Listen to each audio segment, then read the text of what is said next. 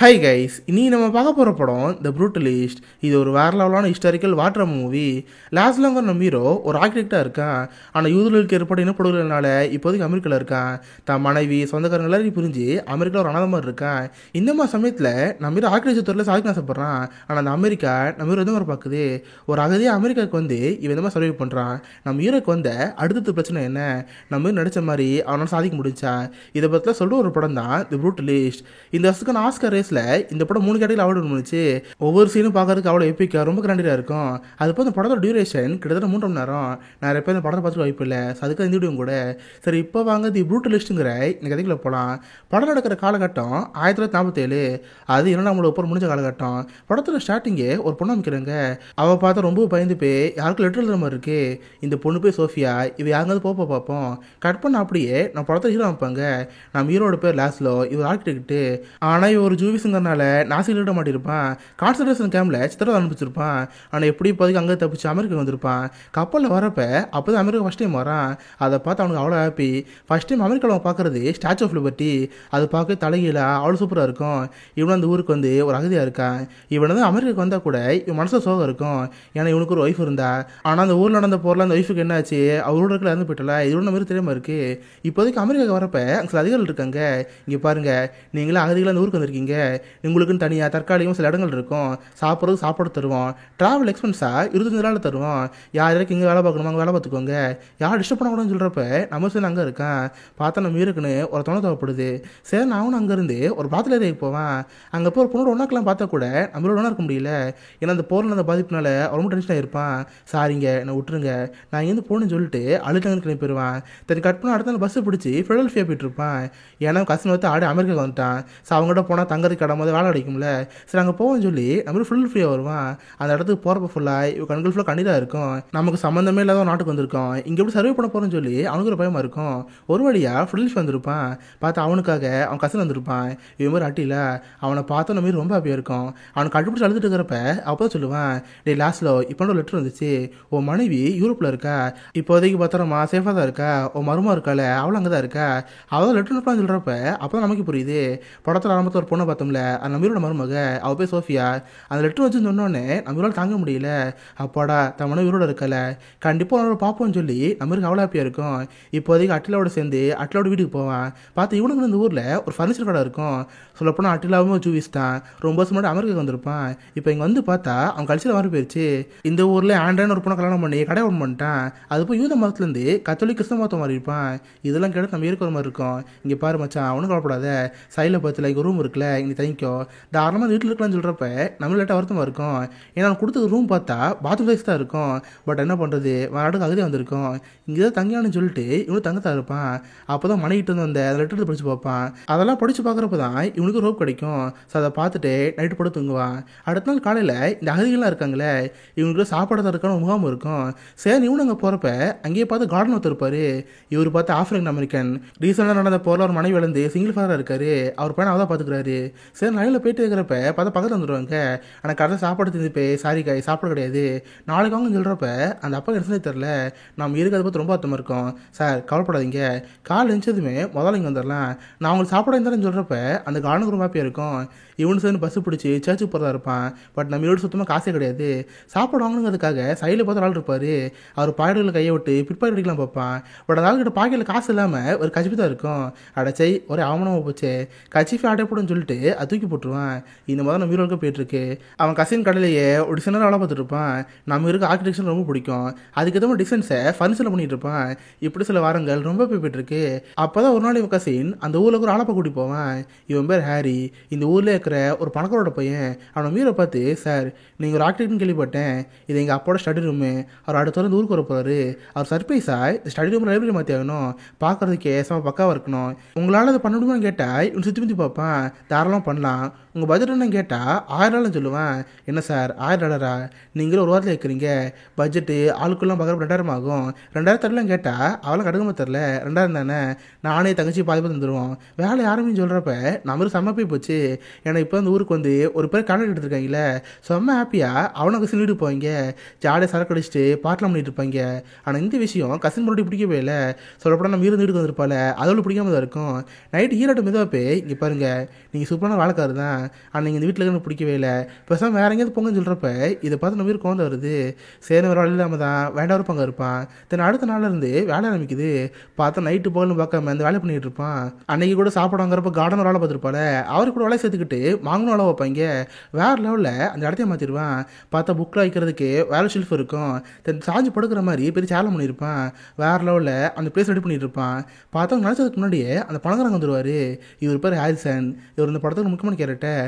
அவருக்கு ஒரு ரூம் வந்து பார்க்குறப்ப சமாச்சரியமாக இருக்கும். டே யாரா நீங்கள் என் வீட்டில் என்ன பண்ணுறீங்க கேட்டால், சார் இது ஏதாவது சர்ப்ரைஸ் தான், உங்கள் பையன் தான் உங்களுக்கு பண்ண சொன்னா, அப்போ நீங்கள் முன்னாடி வந்துட்டீங்க, அதுக்காக நான் மன்னிச்சிருக்கேன்னு சொன்னால் என்னது சர்ப்ரைஸா? டே எங்கள் அம்மா உடம்பு சார் ஹாஸ்பிட்டலில் இருக்கா, நான் இப்போ உள்ள கூட்டிடுவேன். டே இதெல்லாம் புக்காச்சு, இதெல்லாம் நெக்கில் எடுத்து போட்டீங்க, மறுபடியும் போட கத்துறப்ப கடனை மீறி அங்கே வருவேன். சார் என்கிட்ட கத்தாதீங்க, உங்கள் பையன் தான் எங்களை நம்பி இந்த வேலையை கொடுத்தான், நாங்கள் தான் பண்ணிகிட்டு இருக்கோம், எது கத்துறீங்க கேட்டால், ஏண்டா நீங்களும் வந்தது கூட சரி, ஆனால் வெளியே போய் ஒரு கருப்பு இருக்கேன், ஆனால் ஏன்டா குடிச்சிட்டீங்க கேட்டால் நம்பருக்கு கோவம் வருது. இங்கே பாரு வார்த்தையை மரியாதை பேசு, நாங்கள் நீங்கள் இங்கே வேலையை முடிச்சிட்டோம், நான் இங்கேருந்து போயிட்டு வரேன்னு சொல்லிட்டு நம்ம திட்டங்க கிளம்பி போயிடுவான். பார்த்தா அடுத்த நாள் அவன் கசின மீற பார்க்க வருவான். டே லாஸ்ட்லோ ஏன் இப்படி பண்ணேன், நேற்று இந்த பணக்காரன் போட்டு கத்துனில்ல, அவன் காசே தரல, மெட்டீரியல் காசு அவன் தான் செலவு பண்ணான், ஒரு ஆள் காசு தரணுமே, அவன் கடைசி வரைக்கும் அவன் காசே தரல, நானே கை காசு போகிற மாதிரி இருந்துச்சு, இந்த ப்ராஜெக்ட்டு சுத்த வேஸ்ட்டு ஃபுல் நட்டாமல் இருந்துச்சு, ஏன் இப்படி பண்ணேன்னு சொல்லிட்டு அவனை திட்ட ஆரம்பிச்சிருவான்.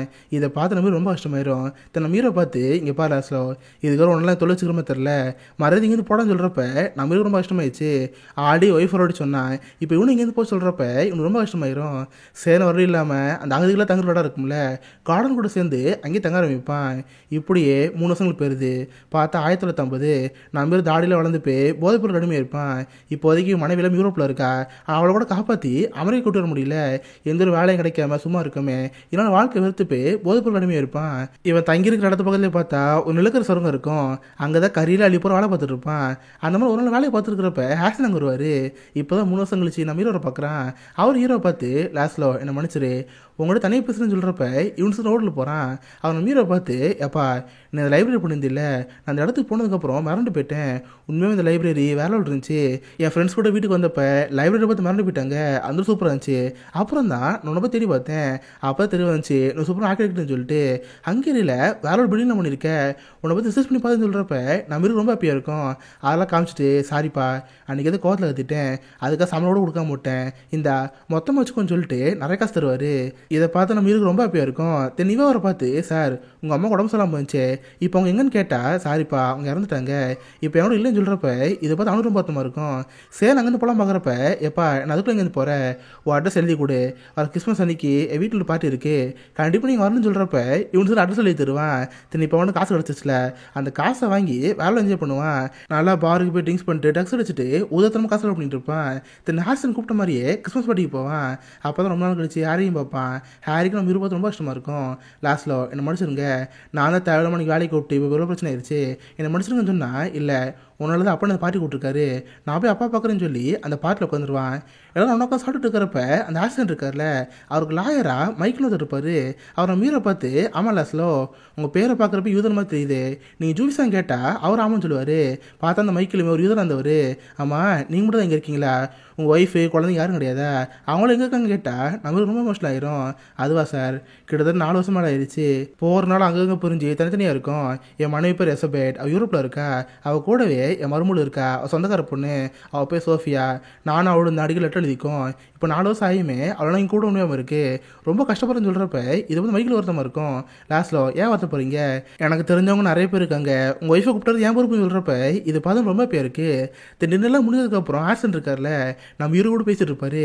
ஆக்சுவலி ஹாரிசன் பணம் தான் முக்கியம் நினைக்கிற கேரக்டர், இந்த உலகத்தில் வேணா நம்மளை மதிக்காமல் இருக்கலாம், ஆனால் பணம் இருந்தால் நம்மளை மதிப்பான் இந்த மாதிரி நினைக்கிற ஒருத்தர். அவர் நம்ம ஹீரோ பார்த்து, ஆமாம் நீங்கள் எதுவும் ஆக்டிவ்லாம் பண்ணுறீங்களே, உங்கள் ஐடியாலஜி எந்த மாதிரி இருக்கும், எதை வச்சு இந்த ஒரு பில்டிங்லாம் பண்ணுறீங்க, ஏன்னா உங்கள் பில்டிங்லாம் பார்க்குறப்ப ரொம்ப சூப்பராக பிரமாண்டமாக இருக்கு, இதுக்கெல்லாம் காரணம் கேட்குறப்ப அப்போ சொல்ல ஆரம்பிப்பான்.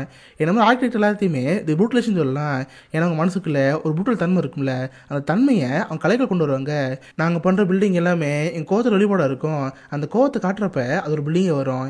இதே ஐடியாலஜி சொல்கிறப்ப இது பார்த்து ஆக்சிடென்ட் ஆச்சரியமாக இருக்குது. இருக்கு. தென் இந்த பார்ட்டில் முடிஞ்சதுக்கப்புறம் ஃப்ரெண்ட்ஸ்லாம் இருக்கார்ல, எல்லாரையும் கூப்பிட்டு ஒரு மலைக்கு போவான். அது ஆக்சுவலி இவரோட ப்ராப்பர்ட்டி தான். எல்லாரையும் பார்த்து கைஸ், எங்கள் அம்மா இறந்து போய் 1 வருஷம் ஆக போகுது. எங்கள் அம்மா நினைவா ஒரு பில்டிங் கட்டுறதா இருக்கேன். அந்த பில்டிங் தான் இந்த ஊரில் ஒரு பெரிய பில்டிங்காக இருக்கணும். சர்ச்சு, ஜிம்மு, லைப்ரரி, தேட்டர் இந்த மாதிரி எல்லாமே இந்த பில்டிங்கில் இருக்கணும். அந்த பில்டிங் கட்ட போகிற யாருன்னா லாஸ்ட்லாம் சொல்லுவான். இதை பார்த்து நான் மிருக ஆச்சரியமாக இருக்கும். சார் உண்மையை சொல்கிறீங்களா? நான் தான் பண்ணுறேன்னு கேட்டால் ஆமாம், இது வரைக்கும் நான் பார்த்ததில் பெஸ்ட் ஆர்கிடெக்ட் நீங்கள் தான் பண்ணுன்னு சொல்கிறப்ப நம்மளுக்கு ரொம்ப போய் போச்சு. உடனே அடுத்த நாள் ஹேசன் மீட் பண்ணுவேன். அந்த பில்டிங் என்ன மாதிரி இருக்கணும், என்ன மாதிரி டிசைன் இருக்குன்னு சொல்லிட்டு கேட்டு தெரிஞ்சு வச்சுக்குவேன். தென் ஒரு பையன் ஹாரியை பார்த்து, தம்பி உங்கள் அப்பா ஒரே பில்டிங்கில் 4 பில்டிங் கடைசியில் இருக்காரு, அதுக்கான பட்ஜெட் அதிகமாக இருக்கும், எவ்வளோ அலோகேட் பண்ணியிருக்காருன்னு கேட்டால் அது கேட்டு யூனிக் ஆச்சரியமாக இருக்கும். மொத்தம் $8,50,000. இதை பார்த்து நம்ம நம்ப முடியல. ஃபர்ஸ்ட் வருஷம் இந்த வீட்டுக்கு வந்தப்ப லைப்ரரிக்கு $1000 இருந்திருப்பாங்க.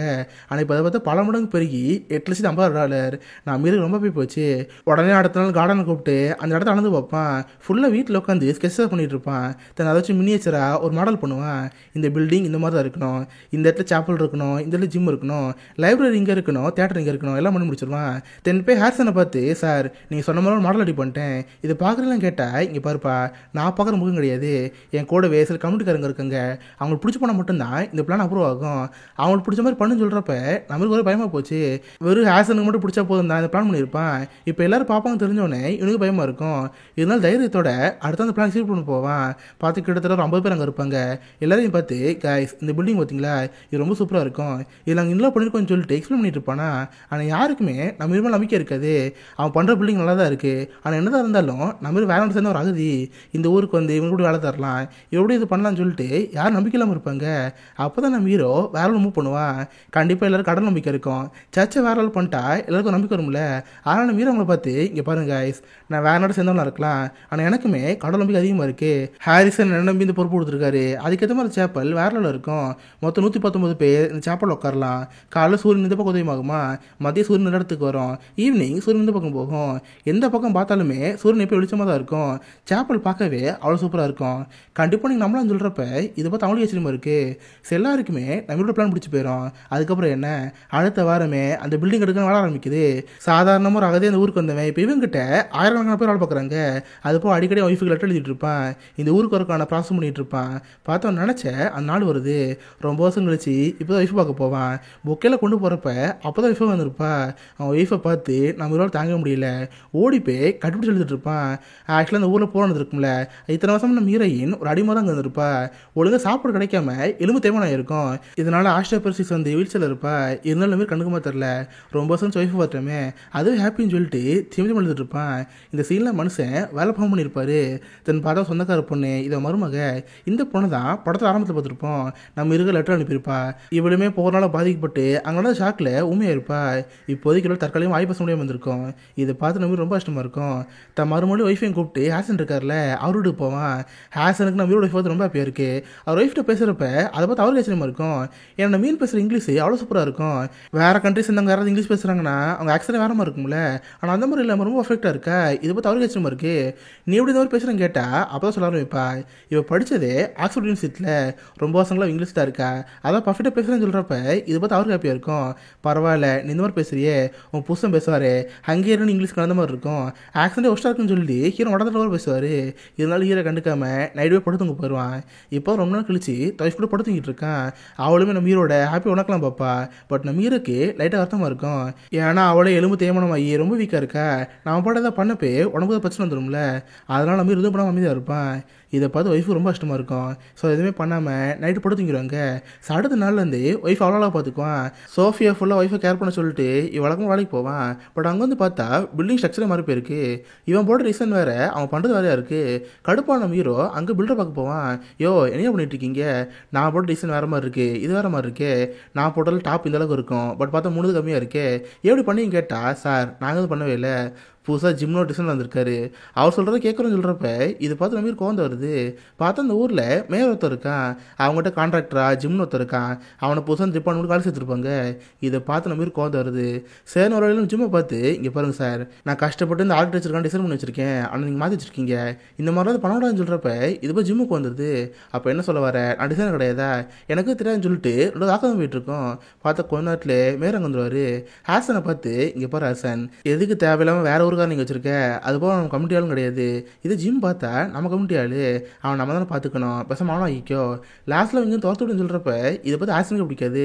இங்கே பாருங்கள் சார், உங்களுக்கு ஜிம்மை பிடிச்சிருக்கலாம், பட் லாஸ்ட் நல்லவன், அவன் வந்து டிசைனராக இருப்பான், என்னால் தூக்க முடியும்னு சொல்கிறப்ப சரி தூக்கல வேணாம், இதுக்கு அடுத்து டிசைனிங் ஃபுல்லாக ஜிம் பார்த்துக்கிட்டோம், லாஸ்ட்டில் என்னோட ஆகக்கூடாதுன்னு சொல்கிறப்ப இதை பார்த்து எனக்கு கோவம் வருது. பட் என்ன பண்ணுறது, கம்யூனிட்டிக்காரன் கேட்டாங்களே, வேறு வழி இல்லாமல் இவனு ஓகே சொல்லிடுறான். நம்ம இருக்கிறத பார்த்து ரொம்ப கஷ்டமாக தான் இருக்குது. சேர்ந்து வழி இல்லாமல் அங்கே ஒரு பில்டர் வேலை பார்த்துருக்கான். இப்படியே சில வாரங்கள் போயிட்டுருக்கு. பார்த்த ஒரு நாள் ஹாசனோட பையன் ஹாரி இருக்கால, அவனை மீரை பார்த்து இங்கே பாருங்க லாஸ்ட்டில் இங்கே இருக்க யாருக்கும் உங்களுக்கு பிடிக்கவே இல்லை, எப்படா அவங்களை இங்கே தொட்டலாம் தான் இருக்கீங்க, பார்த்து பத்திரமா இருக்குன்னு சொல்கிறப்ப இதை பார்த்து நம்ம கஷ்டமாக தான் இருக்குது. இதே இன்கேஸ் யோராக இருந்தா இவன் திறமைக்கு அங்கேயே நடிச்சிருக்கும்ல, அந்த மாதிரி எதுவும் கிடைக்காம இருக்கிறத பார்த்து அவனுக்கு ரொம்ப வருத்தமாக இருக்கும். அதுக்கப்புறம் வீட்டுக்கு போய் ஒய்ஃபை பார்ப்பான். பார்த்தா இப்போதைக்கு நடக்க முடியாமல் இருக்குல்ல, அதனால் அதே ஊருக்கு ஒரு பத்திரிக்கையில் ரைட்டர் அழைச்சி இருந்திருப்பா.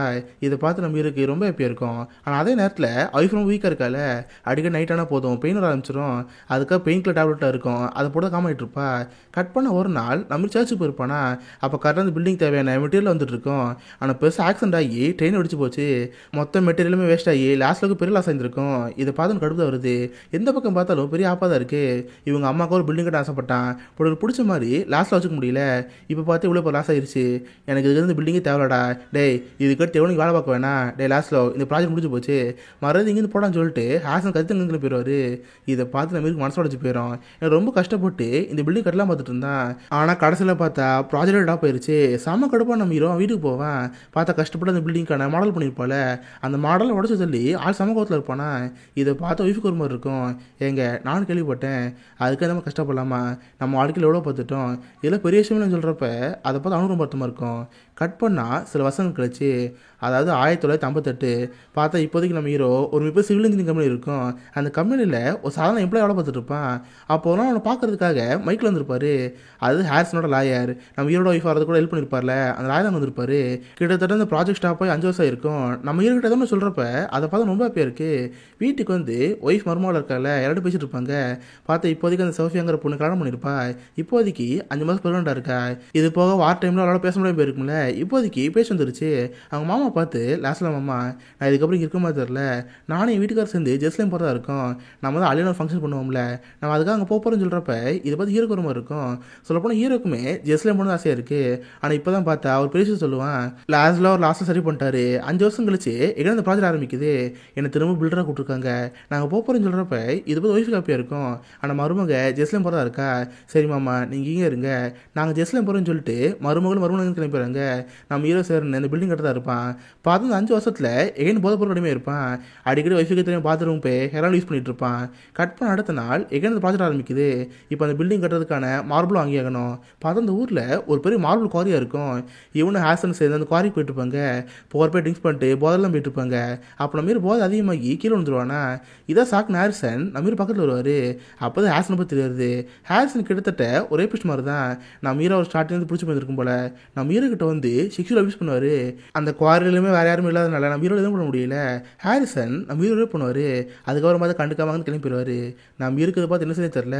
ஏன்னா ஹாரிசன் இந்த உலகம் மிக பணக்காரன், இவன் பேர் சொன்னால் யாரும் நம்ப மாட்டாங்க.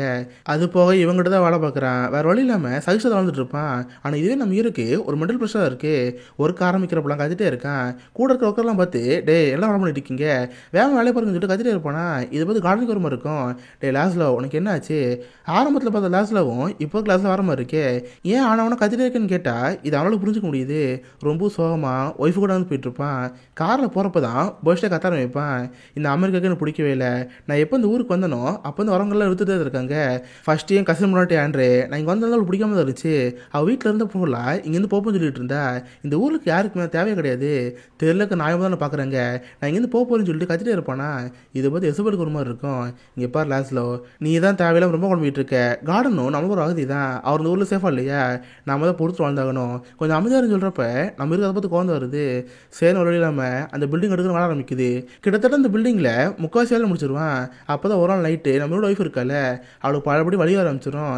இவனு வேறு பாத்ரூம் ஓடி போய் பெயிண்டில் எடுக்க பார்ப்பான். ஆனால் பார்த்தா பெயிண்டில் மாத்திரம் கலைய போச்சு. அவள் வழி தாங்க துடிச்சிட்டு இருப்பா. அவர் வலிச்சிடாத நம்ம ஹீரோ அவன்கிட்ட ஹெரான் இருக்கும்ல, அந்த ஹெரான் எடுத்து ஒய்ஃபுக்கு இன்ஜெக்ட் பண்ணுவான். ஆனால் அதை பார்த்து அதிகமாக ஓவர்டோஸ் ஆகிரும். வேறு வழியெல்லாம் வேகமாக ஹாஸ்பிட்டல் கூட்டி போய் எப்படி ஒய்ஃபை காப்பாற்றிடுவான். இருப்பான். பார்த்தா ஒய்ஃபுக்குமே இப்போதைக்கு இருக்க பிடிக்கவே இல்லை. ஹீரோவை பார்த்து லாஸ்ட்ல நம்ம இதுக்கப்புறம் இங்கே இருக்க வேணாம், அதுவும் பில்டிங் ஒரு முடிஞ்சிச்சுல, வா நம்ம ஜெஸ்லேயும் போகலாம். சோஃபியாவும் ஹஸ்பண்ட் கூட அங்கே தான் இருக்காங்க, நம்ம அங்கேயே போகலான்னு சொல்கிறப்ப நம்மளுக்கு அதான் கட்டம் தோணுது. சரி நான் ஒய்ஃபை கூப்பிட்டு அங்கே போதான் இருப்பான். பார்த்து இப்போதைக்கு எலிசபெத் கொஞ்சம் குணமாக இருப்பா. வீல் சேர்லேருந்து ஹேண்டிகேப் ஸ்டிக் இருக்கும்ல, அதை நடந்துட்டு இருப்பா. இப்போதைக்கு அவளுக்குமே ஒரு கோவம் இருக்கும், ஏன்னா அவளுக்குமே ஹாசனை பற்றி வந்திருக்கும். ஒரு நாள் பார்ட்டி அப்போ ஹாசனை பார்க்க போயிருப்பா. டே ஹாரிசன், நீ பணக்காரன பேருன்னு பிடிங்கியா, இங்கே இருக்கிறவங்க எல்லாரும் முடியும் சொல்கிறேன், இங்கே இருக்கிற ஹாரிசன் ஒரே பேசிட்டு, டே நீ தினமான ஆச்சு, இங்கே இருக்கிறவங்க கிட்ட என் புருஷனுக்கு என்ன சொல்லு, முடிஞ்சா சொல்லுன்னு சொல்கிறப்ப இதை பற்றி ஹாசனுக்கு அவமானமாக இருக்கும். ஆனால் பையன் ஹாரி கடுப்பாயி, ஆண்டி இங்கே அப்பா பார்த்து என்ன சொல்கிற, மறுபடியும் இங்கே போடின்னு சொல்லிட்டு எலிசபெத் அடிக்க ஆரம்பிப்பான். ஹேண்டிகேப்பும் கூட பார்க்காம கீழே தள்ளி விட்டுருப்பானா. இதை பார்த்து தங்கச்சி ஒரு மாதிரி இருக்கும், டே உங்கன்னு பைத்தியமாடா, மேடம் இங்கே இருக்காதீங்க, இங்கே இருந்தால் உங்களை தான் பண்ணுவாங்க, இங்கேருந்து போங்கன்னு சொல்கிறப்ப இவங்க வந்து ஜெஸ்லிம் போகிறா இருந்திருப்பாங்களே, நம்ம ஹீரோ ஒய்ஃபும் சேர்ந்து அங்கேருந்து ஜெஸ்லிம் கிளம்பிடுவாங்க. ஆனால் இந்த விஷயம் ஹாசனுக்கு ஒரு மிகப்பெரிய அவமானமாக இருக்கும். எல்லாரும் முன்னாடியுமே திரும்ப சொல்லிட்டால, இந்த அவமானத்தில் அந்த பார்வையோட கிளம்பி போயிடுவான். கூடக்கு யாருக்கு ஒன்றும் புரியல. ஆமாம் ஹாசன் இங்கே தான் இருந்தார், எங்கே போயிட்டாருன்னு சொல்லிட்டு நம்ம கட்டிருப்பால, அந்த பில்லி ஃபுல்லாக தேடி பார்த்து இருப்பாங்க. கடைசியை பார்த்தா அவங்க ஒரு சாப்பிள் இருக்கும், அந்த சாப்பிளுக்கு மேலே சிலுவை மாதிரி இருக்கும். இதே ஆக்சுவலாக மீரோட பிளானு. எந்த சைடில் சூரியன் இருந்தாலும் சரி, கீழேருந்து பார்க்குறவனுக்கு சிலுவை தெரியும்ல, அந்த மாதிரி டிசைன் பண்ணியிருப்பான். பார்த்தா டிசைனுக்கு கீழே ஹாசன் இறந்து போயிருப்பான். அவமான தப்புக்கு அது அவமானமாக இருந்திருக்கும். அந்த அவமானம் தாங்க முடியாமல் தற்கொலை இறந்து போயிருப்பான். கட் பண்ண அது நடந்து 22 வருஷம் கழிச்சு, அதாவது 1980. பார்த்தா இப்போதைக்கு நம்ம ஹீரோ லாஸ்ட்ல ஜெருசலேம் இருந்திருப்பான். பக்கவாதம் வந்து இப்போதைக்கு வீல்சேரில் இருப்பான். இவன் ஒய்ஃபான எலிசபெத் இந்த 22 வருஷத்துல வந்து போயிருப்பா. இவனுக்கு இப்போது துணையாக இருக்கிறது அவள் சொந்தக்கார பொண்ணு சோஃபியா தான். பார்த்தா சோஃபியாக்குமே இப்போது குழந்தை பிறந்திருக்கும். நம்ம ஹீரோ அமெரிக்காவில் ஒரு மிகப்பெரிய பில்டிங் கட்டியிருப்பால, அந்த பில்டிங் இப்போது பேச போல இருந்திருக்கும். அதுக்காக நம்ம ஹீரோ அமெரிக்கா வர வச்சு பாட்டு நடத்ததாக இருப்பாங்க. நம்ம ஹீரோவில் பேச முடியாதுல்ல, அவன் சார்பா சோஃபியா பேச போவா. பார்த்து சோஃபியா எல்லாரையும் பார்த்து இங்கே இருக்கிற பில்டிங் இது எல்லாமே எங்கள் மாமாவோட ட்ராமா. அமெரிக்காவில் இருக்க எல்லாருக்குமே இந்த பில்டிங் ஒரு ப்ரூட்டலி ஸ்டேஷனாக இருக்கும். பார்க்கறதுக்கு பிரம்மாண்டமாக மேசிவாக இருந்திருக்கும். ஆனால் இது எல்லாமே எங்களுக்கு தான் கஷ்டம்தான். நாசிகள் யூதர்கள் சித்திரவதை பண்ணுறதுக்காக கான்சன்ட்ரேஷன் கேம்ப் உருவாக்குனாங்க. அந்த கேம்போட ஒரு பிரம்மாண்ட வடிவம் தான் இங்கே இருக்கிற பில்டிங்கு. அதான் இதெல்லாம் பார்க்குறப்ப உங்களுக்கு ஒரு மிகப்பெரிய ஆச்சரியமாக இருக்கும். எங்கள் மாமா சொல்கிறது எப்போ ஒன்று தான், நம்ம வாழ்க்கையில் யாருன்னு சொல்ல சரி, அது கணக்கு நம்ம ஓட்டு போயிட்டே இருக்கணும். ஏன்னா நம்ம வாழ்க்கைங்கிறது ஒரு டெஸ்டினேஷன், அது ஒரு ஜேர்னி கிடையாது. No matter what the authors try and sell you, it is the destination, not the journey. இதுதான் எங்கள் மாமா சொல்லணும்னு சொல்லி ஸ்பீச்ச முடிப்பா. அதை கேட்டாங்க எல்லாருமே நம்ம ஹீரோ பாராட்டுவாங்க. எந்த அமெரிக்கா நம்ம ஹீரோ வெறுத்துச்சோ இப்போ அந்த அமெரிக்கா நம்ம ஹீரோ பாராட்டுது. அதுபோல் படத்தில் ஆரம்பத்தில் சோஃபியா காமிச்சிருப்பாங்க. ஆனால் அப்போ இருந்த சோஃபியா வாய் பேச முடியாமல் ஒரு மியூட்டாக இருந்திருப்பா. ஆனால் இப்போ கடைசியாக பார்த்தா ஸ்பீச்சில் தான் முடியுது. அது ரெண்டுத்தையும் காமிச்சு தி ப்ரூட்டலிஸ்ட்டுங்கிற இந்த படம் முடியுது. எனக்கு இந்த வருஷத்தில் ரொம்ப பிடிச்ச படங்கள் இந்த படம் இருந்துச்சு. இந்த படத்தில் கதை புதுசாக கிடையாது, ஆனால் சொல்லப்பட்ட விதம் வேற லெவலில் இருக்கும். இதுக்காக இந்த படம் 3 ஆஸ்காரோட வாங்குச்சு. பெஸ்ட் ஆக்டருக்காக ஆடன் ப்ரோடி வாங்கினாரு. இதுக்கு முன்னாடி ஸ்பானிஷ் படத்துக்காக சேம் இதே அவார்டு வாங்கியிருந்தாரு. கிட்டத்தட்ட 22 வருஷம் கழிச்சு இப்போ பெஸ்ட் ஆக்டர் அவார்டு வாங்கியிருக்காரு. இது இப்போ பெஸ்ட் சினிமாட்டோகிராஃபி, பெஸ்ட் ஸ்கோர், இதுக்காகவும் இந்த படம் அவார்டு வாங்குச்சு. சார் கண்டிப்பாக உங்க எல்லாருக்குமே இந்த படம் பிடிச்சிருக்குன்னு நினைக்கிறேன். அப்படி பிடிச்சிருந்தா இந்த வீடியோக்கு லைக் பண்ணுங்க. இந்த மாதிரி வித்தியாசமான மூவிஸை பற்றி தெரிஞ்சுக்க மிஸ்டர் வாட்ஸ்அப்னு வச்சுக்கோங்க. அடுத்த நாள் ஒரு ஆசமான வீடியோ மீட் பண்ணுறேன். அது வரைக்கும் பை கைஸ்.